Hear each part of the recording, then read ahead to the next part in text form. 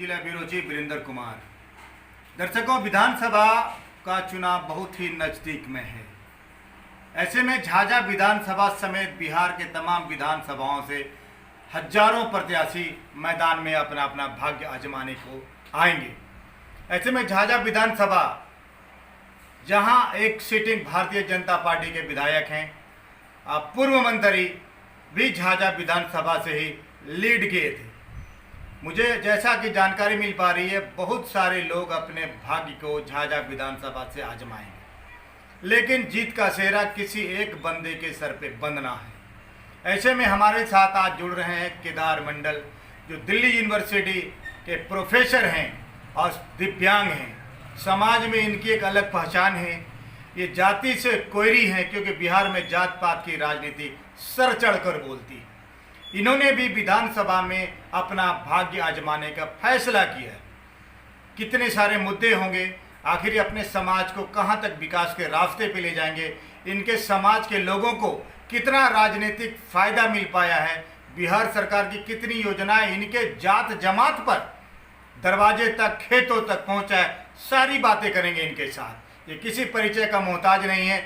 हर एक सांस्कृतिक कार्यक्रम, चाहे कोई भी पारिवारिक कार्यक्रम होता है, तो निश्चित रूप से अपने समाज के बीच ये अपनी उपस्थिति दर्ज कराते हैं। हमारे साथ केदार मंडल जुड़ेंगे, जो दिव्यांग होते हुए प्रोफेसर हैं, बहुत ही विद्वान अधिवक्ता भी। इनसे मैं बात करके बताने की कोशिश करता हूँ आखिर इनके मुद्दे क्या क्या होंगे। बने रहिएगा हमारे साथ। दर्शकों, बताते चलो, विधानसभा का ये पहला साक्षात्कार, पहला इंटरव्यू हमारा केदार मंडल, डॉक्टर केदार मंडल से शुरू हो रहा है। मैं इनसे बात करके आपको बताने की कोशिश करता हूं। लगातार हम आपको विधानसभा का आज से जो अपडेट शुरू हुआ है, लगातार आपको देने का प्रयास करेंगे। बस आपसे एक ही आग्रह है कि बने रहिएगा हमारे साथ, कहीं जाइएगा मत। चुनाव लड़ने जा रहे हैं जी, आप अपना परिचय दें पूरा प्लीज। मैं डॉक्टर केदार मंडल हूँ, दिल्ली विश्वविद्यालय में असिस्टेंट प्रोफेसर हूँ और JNU से PhD हूँ। विधानसभा में सर आप भाग्य आजमाना चाह रहे हैं, विधानसभा, झाझा विधानसभा सब चुनाव लड़ना चाह रहे हैं, मुद्दे क्या होंगे सर आपके? मुद्दे बिल्कुल अलग होंगे, इस अर्थ में कि मैं कई सालों से देख रहा हूँ इस विधानसभा को। मैं यहाँ का बासिंदा हूँ, यहाँ मेरा जन्म हुआ है। उस तरह से विकास नहीं हुआ जिस तरह से यहाँ विकास होना चाहिए। सरकार जो योजनाएं देती हैं, वो योजनाएं जनता तक पहुँच नहीं पा रही है। तो हमारे मुद्दे होंगे एजुकेशन, सबसे बड़ा मुद्दा होगा एजुकेशन। मैं चाहूँगा कि अपनी तरफ से और विधायक कोटे से यहाँ पर एक ऐसा स्कूल खोला जाए, गरीब बच्चों को पढ़ने के लिए फ्री में स्कूल खोला जाए, कोचिंग सेंटर खोला जाए। ये सबसे मेरी प्रायोरिटी रहेगी। दूसरी बात ये है कि रोज़गार के साधन जनरेट किए जाएंगे, यहाँ पर फैक्ट्रियाँ लगाई जाएंगी। ये सारे हमारे मुद्दे हैं। हमारा एक मुद्दा और भी है, वह यह कि कोई विधायक आज तक यह नहीं बताता होगा आपको कि अमुक साल में कितने फंड आपके पास आए हैं। इस साल में मान लीजिए 2020 और 21 में कितने फंड और कितने रुपया आपके पास आया है। ये मैं पहला आदमी हूँगा और मैं आपको वादा करता हूँ कि मैं आप लोगों को और जनता को और देश की जनता को, बिहार की जनता को और सबसे बड़ी झाझा की जनता को बताऊंगा कि इस साल इतना फंड आया है और उसका खर्चा आप कैसा करना चाहते हैं। हर चौक चौराहे पर इसकी जानकारी दी जाएगी। ये मेरे मुद्दे रहेंगे। जी जी सर, अपने आप को कहाँ पाते हैं, क्योंकि आप जिस समाज से आते हैं सर, वो अभी भी कृषि प्रधान, माने कृषि पर डिपेंड करता है सर जी। किसानों का विकास कितना हो पाया झाझा विधानसभा में सर? बिल्कुल नहीं हो पाया। जब आज़ादी के समय में जो स्थिति थी, वही स्थिति आज भी है। किसानों के खेतों में आज तक पानी नहीं है, सुखाड़ है। एक तरफ बिहार बाढ़ से डूब जाता है, दूसरी तरफ जो है बिहार जो है सूखाग्रस्त है। हमारे यहाँ किसानों के खेतों में पानी तक नहीं आ पा रहा है और जितने भी विधायक आए हैं उन लोगों ने किसानों के लिए कोई काम नहीं किया है। और सर देखिए, जम्मू जिला बीड़ी पत्ता पे डिपेंड करता है सर। बीड़ी उद्योग, तमाम जो महिलाएं हैं घर में बीड़ी बना के जीविकोपार्जन करती हैं।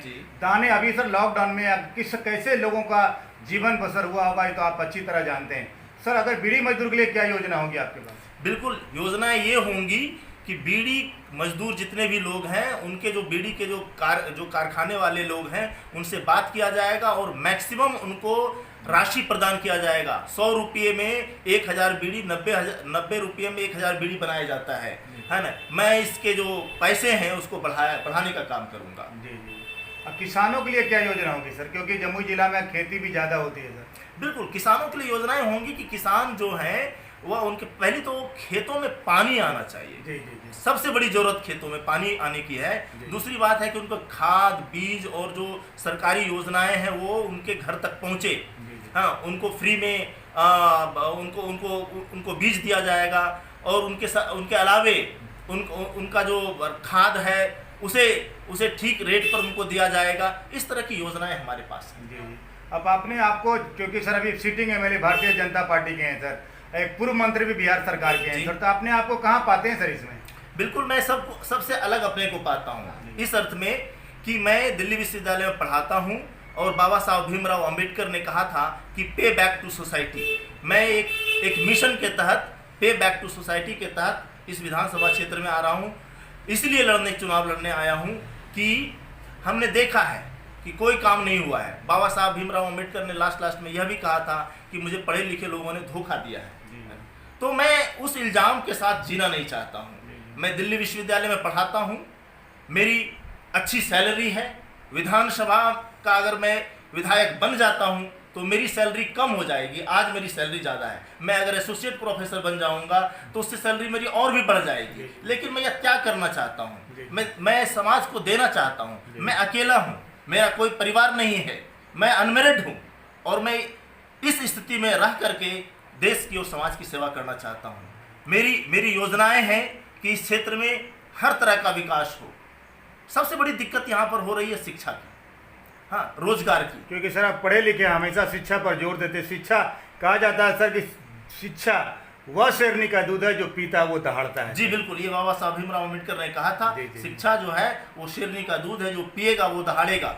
तो मैं उसी अर्थ में कि यहाँ शिक्षा सबसे बड़ी, यहाँ पर प्रतिभाओं की कमी नहीं है। यहाँ पर लोग IAS, IFS और बड़े बड़े अधिकारी बन सकते हैं, बड़े बड़े हाकिम बन सकते हैं बच्चे, लेकिन उनके पास कोई मार्गदर्शक नहीं है। हम दिल्ली से और विदेशों से टीम लाएंगे, उनको बताएंगे कि कैसे आपको पढ़ाई करनी है, कैसे आपको उस ऊंचाइयों तक जाना है, कैसे उस ऊंचाइयों को छूना है। Thank you sir. Thank you.